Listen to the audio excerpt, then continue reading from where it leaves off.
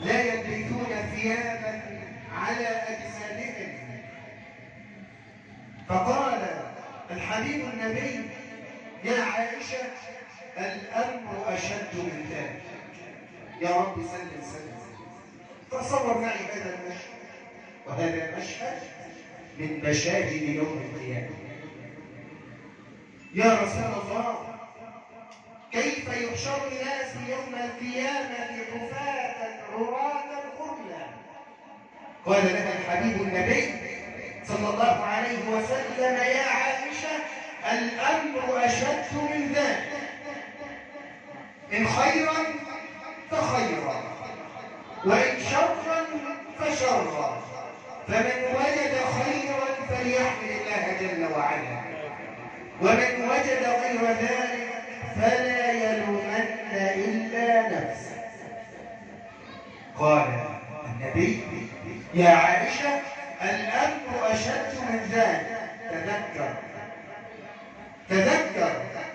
تذكر وقوفك يوم العرض عريانا مستوحشا قلق الأحشاء حيرانا، والنار تلهب من غيظ ومن حلق على من؟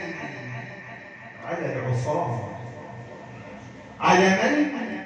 على العصاة، على المذنبين. والنار تلهب من غيظ ومن حلق على العصاة، ورب العرش ربان. اقرأ كتابك، اقرأ كتابك يا عبد على مهل، فهل ترى حرفا غير ما كان؟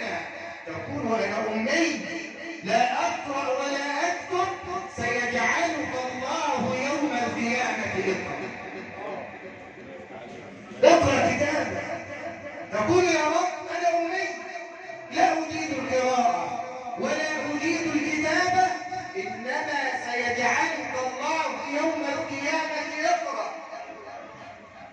تفتح الكتاب وتقرأ ما في الكتاب.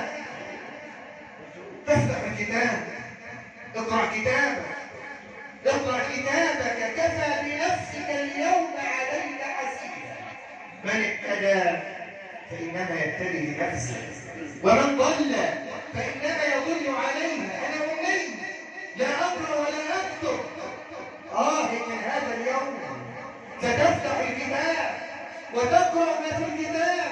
كم من معصية قد كنت أخفيتها أظهرك الله وأبداها، وكم من مصيبة قد كنت أخفيتها ذكرك الله إياها. فيا حسرة على ما فرطت في دنياك من طاعة مولاك. اقرأ كتابك.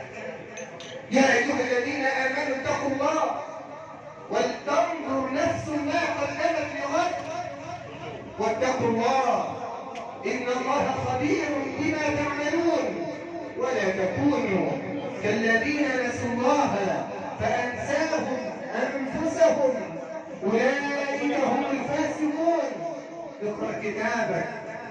اقرأ كتابك يا عبد على مهل، فهل ترى حرفا غير ما كان؟ فلما قرأت ولم تنكر قراءته وأقررت إقرارا، من عرف الأشياء عرفانا نادى الجليل. ماذا تقول الملائكة؟ ماذا تقول الملائكة؟ نادى الجليل: خذوه يا ملائكتي وامضوا بعبد عصى للنار عطشانا، المشركون غدا في النار يلتهبوا، والموحدون بدار الخلد سكانا.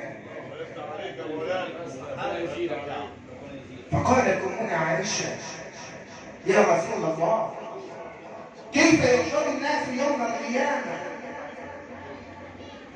فقال جل جلاله: إن الذين آمنوا وعملوا الصالحات كانت لهم جنات الفردوس نزلا خالدين فيها لا يبغون عنها حولا.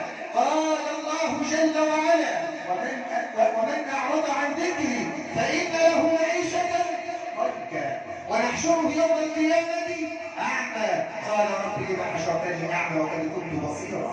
انظر إلى النتيجة. قال كذلك أتتك آياتنا فنسيتها وكذلك اليوم تنسى. يا رسول الله كيف يحشر الناس يوم القيامة؟ المتقون. قالت يا رسول الله المتقون وعباد الرحمن الذين يمشون على الأرض هونا وإذا خاطبهم الجاهلون قالوا سلاما والذين يبيتون لربهم سجدا وقياما والذين يقولون ربنا اصرف عنا عذاب جهنم إن عذابها كان غراما. ومن هم المتقون؟ هل تعرف معنى المتقون يا رسول الله؟ من هم المتقون؟ قال المتقون هم الذين يعيشون في كنف الرحمن. الله أسأل الله جل وعلا أن يجعلني وإياكم من هذا الصنف وصنف المتقون. المتقون هم الذين يعيشون في كنف الرحمن.